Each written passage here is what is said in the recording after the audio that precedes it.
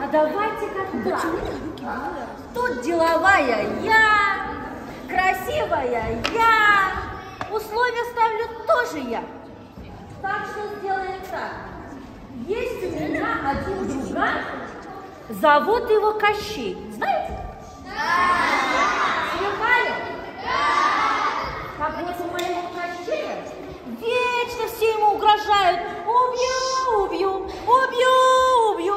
Так вот, я хочу, чтобы мой жених жил долго и счастливо. Так что в этот гвоздик вам нужно забить вот эти дощечки по одному удару. Если вот это вот орудие убийства моего жениха скроете под деревяшкой, так уж быть, елочку оставлю, да и вас не слопаю. Согласны? Ой, ваши поправили. Посмотрите, какие румяненькие, пузатенькие, красивенькие. Поиграем? Ну, давайте.